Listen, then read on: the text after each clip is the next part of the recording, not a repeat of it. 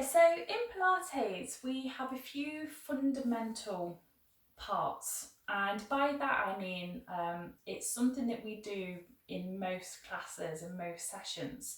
So it's really important that you're really strong in these elements, and the best way to get stronger is to practice. So today we're going to focus on imprinting. Now, imprinting in Pilates means to flatten the lower back. So it doesn't have to be really forced, but it does need to be very controlled and effective. So if you find when you're lying on your back, you can't quite get it to touch the mat, you probably want to put a little towel underneath. And it's really important you do that. So when we do imprint, you are going to feel it in the lower back. It might be a dull ache, but it shouldn't be like backache. It shouldn't be really painful. It shouldn't come around the sides of the hips either. So it is definitely something to practice, and I would definitely say that you should be definitely bringing in the lateral breath when you're imprinting. So I'll take you through it, okay? So if you want to lie on your mat, so you've got feet and knees hip width apart, feet are flat, arms by your sides, okay? So for the lateral breath, we're going to breathe into the ribs. As we exhale, just flatten that lower back gently. As you flatten, feel around this area. You should feel those muscles have hardened. As you inhale, relax. Feel the muscles are soft. As you exhale, flatten the lower back, imprint. Inhale, relax. Let the lower back lift. Exhale, push the lower back down. Inhale, let it lift. Exhale, push it down. Keep that going. So the other thing that you may notice is that your tailbone is lifting when you imprint. So this brings in the pelvic tilt. So the pelvic tilt is another fundamental part of Pilates. So the pelvic tilt can be done in lying, can be done in all fours, can be done in standing as well.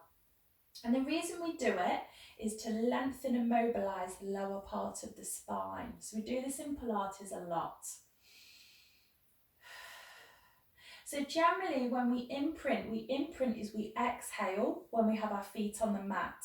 Now if we lift 1 foot or 2 feet into tabletop, tabletop's another fundamental part, so this is your tabletop position.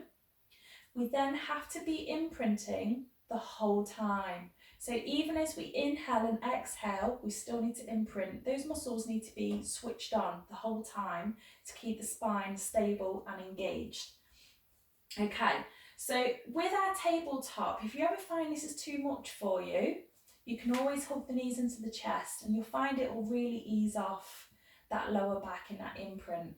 And if you are new to Pilates, please do this because you'll probably find that you need to. So whenever we lift a foot up off the mat, just remember that we need to imprint all the time. If we have both feet down, then it's okay to relax the imprint and then push down through the imprint, okay? So if we were in all fours, we'll bring that pelvic tilt in, okay? So we've got the cat stretch, where we stretch all the way up to the ceiling, and then we bring the spine all the way down, lift the chest. So essentially this is, if you look here, is my pelvic tilt. If we come to a midway point, the core is engaged. Essentially, this is like imprinting, but in the all fours position. So imprinting and pelvic tilts go hand in hand in Pilates. And you'll find with the two combined, you get a really good core engagement. I'll just show you the pelvic tilt in standing as well. So in standing, generally you can put your hands onto your pelvis, feet hip width apart, curl the tailbone under. Again, you'll probably feel your core is engaged, and then curl the tailbone behind. And again, so it's like a rocking action. So if you've never done this before, it's going to feel quite strange, but it's a great way of engaging the core and lengthening through the tailbone.